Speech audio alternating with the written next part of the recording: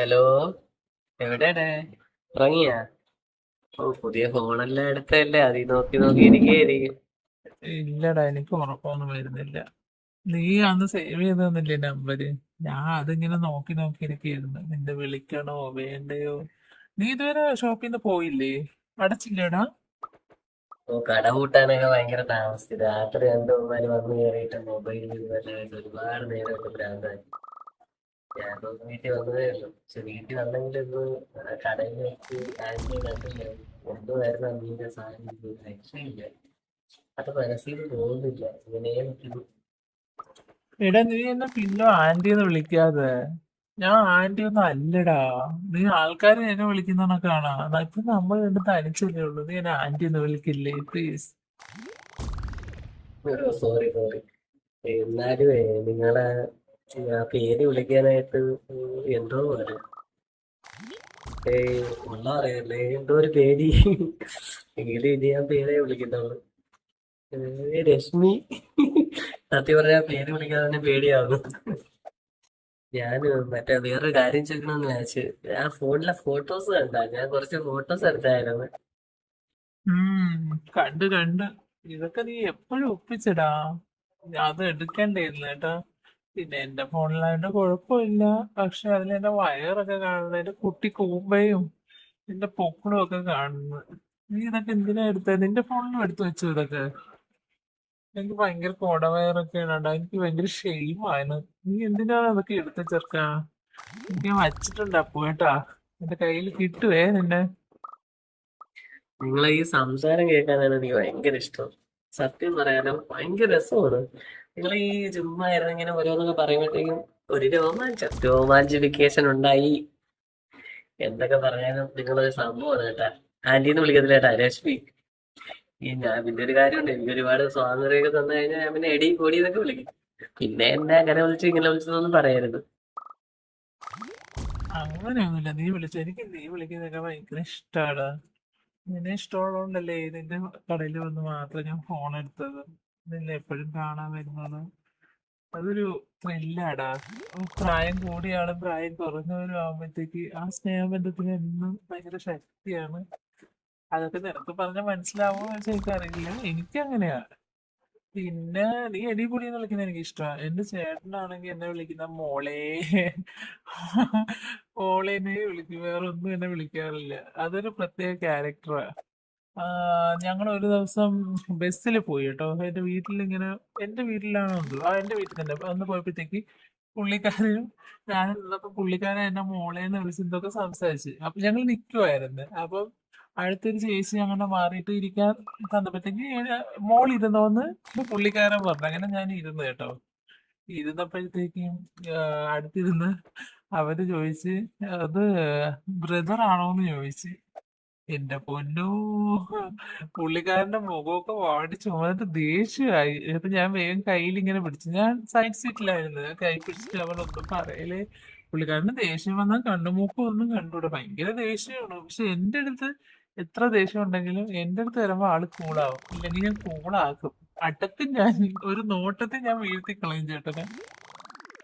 ഈ നോട്ടത്തിൽ വീഴ്ത്തുന്നൊക്കെ പറഞ്ഞിട്ടെ, അന്ന് മറ്റേ ചേട്ടൻ കുറെ ആള് മിണ്ടിയില്ലെന്നൊക്കെ പറഞ്ഞില്ലേ? ലീവിന് വന്ന് നിന്നപ്പോഴത്തേക്കും എന്താ പറഞ്ഞ അടികൂടി ഇട്ട് കുറെ നാള് മിണ്ടിയില്ലെന്ന് പറഞ്ഞില്ലേ? അതെന്തുവായിരുന്നു സംഭവം? അത് പിന്നെ പറയാന്ന് പറഞ്ഞ് അങ്ങനെ വെയിറ്റ് ആയിരുന്നില്ലേ? ഓ, അങ്ങനെയല്ല. ഞാൻ ആ കഥയൊക്കെ പറഞ്ഞാൽ ഉറങ്ങിക്കിടക്കുന്ന പലരും ചാടി എണീക്കും. പിന്നെ ആന്റിയാണ് അങ്ങനെ പറഞ്ഞത്, സോറി ആന്റി അല്ല, രശ്മിയാണ് അങ്ങനെ പറഞ്ഞതെന്നൊന്നും പറയല്ലേ. പറഞ്ഞാൽ ചിലപ്പോ എന്നെ ഒന്ന് കിട്ടും. അതടാ ഒരു ഉം, നിസ്സാര കാര്യമല്ല. അതടാ, ചേട്ടനാണെങ്കിൽ കളിക്കാൻ വന്നു കഴിഞ്ഞാ നീ തെറ്റിദ്ധരിക്കരുത്. ഞാൻ ഇങ്ങനെയൊക്കെ പറയുമ്പോഴേ ഞാൻ ഞാൻ ഓപ്പൺ മൈൻഡ് ആണെന്ന് നിനക്കറിയല്ലോ. അതുകൊണ്ടാണ് ഞാൻ നിന്റെ അടുത്ത് ഇതൊക്കെ പറയുന്നത്. ഇനി ഇത് വെച്ചിട്ട് വല്ലതിനും ഇതാക്കിയാൽ എന്നെ കിട്ടും നിനക്ക്. അതങ്ങനെയല്ലടാ. ചേട്ടനാണെങ്കിൽ കളിക്കാൻ വന്നു കഴിഞ്ഞാൽ പെട്ടെന്ന് ഔട്ടായി പോകും. ഫസ്റ്റ് ഓവറിൽ തന്നെ ഔട്ടാവും. അതാണ് കുഴപ്പം.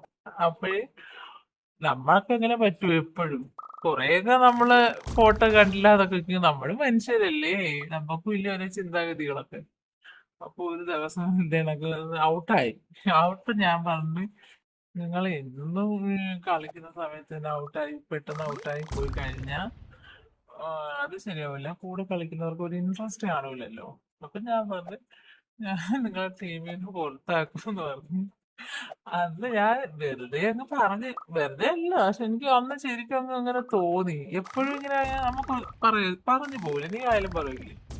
അത് പറഞ്ഞത് പുള്ളിക്കാരനെ വിഷമമായെന്ന് വെച്ചാൽ നല്ല രീതിയിൽ അങ്ങ് കൊണ്ട് എനിക്ക് ദേഷ്യം വരുന്ന രീതിയിലാണ് ഞാൻ സംസാരിച്ചത്. ഞാൻ പിന്നത്തെ കാര്യമൊന്നും ചിന്തിച്ചില്ല. അങ്ങനെ എന്നോട് രണ്ടര ആഴ്ചയോളം മിണ്ടാതിരുന്നപ്പോ എനിക്ക് വിഷമമായി. പിന്നെ പുള്ളിക്കാരന് കട്ട കഴുപ്പ്. പിന്നെ വേറെ റൂമിൽ കിടക്കും, മിണ്ടില്ല, ദേഷ്യം. പിന്നെ മോളേന്ന് വിളിക്കാൻ പോലും ഇല്ല. ഫുഡൊന്നും കഴിക്കൂലേ, ഇതെല്ലാത്തിനും ദേഷ്യം. ഞാനും വിട്ടുകൊടുത്തില്ല, ഞാനും മൈൻഡ് ചെയ്യാൻ പോയില്ല. പിന്നെ അവിടെ ഇവിടെയൊക്കെ ഇരിക്കുമ്പോ ഇങ്ങനെ നോക്കിക്കൊണ്ടിരിക്കേ, നമ്മക്ക് കാണാമല്ലോ. അപ്പൊ ഞാനും ഇങ്ങനെ നോക്കും. പിന്നെ നോക്കി നോക്കി നോക്കി വീണ്ടും എന്റെ അടുത്ത് വന്ന് പോട്ടെ മോളെ, സോറി, അതെന്റെ അവസ്ഥ അങ്ങനെ ആയിപ്പോയിണ്ടല്ലേ, ഇനി ഞാൻ ശ്രദ്ധിക്കാം എന്നൊക്കെ പറഞ്ഞു വന്ന്. അപ്പൊ ഞാൻ മിണ്ടി. പാവല്ലേടാ ഒരു ചേട്ടൻ. അത് എന്താന്നറിയാ, ഉം, ഞാൻ കയറി ഗോൾ അടിക്കുന്നെന്ന് പറയരുത്. അതായത് ഈ സീനിയർ കളിക്കാരൊക്കെ വിരമിക്കുമ്പോഴത്തേക്ക് അല്ല പുതിയ പയ്യന്മാരൊക്കെ ടീമിൽ വരുന്നതാണ് ഏറ്റവും നല്ലത്. അപ്പൊ പുതിയ പയ്യന്മാർക്ക് എപ്പോഴും അവസരം കൊടുക്കണം. അതാണ് അതിൻ്റെതായ ഒരു ശരി. ഞാനാണെങ്കിൽ നല്ല ബാറ്റ് ചെയ്യും, നല്ല ബാറ്റ് ചെയ്യും. എന്നാലും നമുക്ക് പ്രാക്ടീസ് ഒന്നും ചെയ്ത് നോക്കാനായിട്ട് പിച്ചില്ല, അതാണ് വിഷയം. എടാ അപ്പു, എടാ മോനെ, വേണ്ട കേട്ടാ. ഇതിപ്പം സിനിമയിലല്ല, ടിവിയിൽ കാണുന്ന കണക്ക് ആവൂല. പഴയ ആൾക്കാർക്കാണ് എപ്പോഴും കളിയില് വിജയം കിട്ടിയിട്ടുള്ളത്. പുതിയ ആൾക്കാരൊക്കെ പിച്ചിൽ ഇറങ്ങി ഔട്ടായി പോണെയാണ് ഞാൻ കണ്ടിട്ടുള്ളത് കേട്ടാ. അതുകൊണ്ട് പഴയ ആൾക്കാർക്ക് തന്നെ അവസരം എപ്പോഴും കൊടുക്കുക, പുതിയ ആൾക്കാര് പെട്ടെന്ന് ഔട്ടാവും. അതെന്താണ് അങ്ങനെ ഒരു വർത്താനം? എടാ അത് ഞാൻ തമാശ പറഞ്ഞല്ല.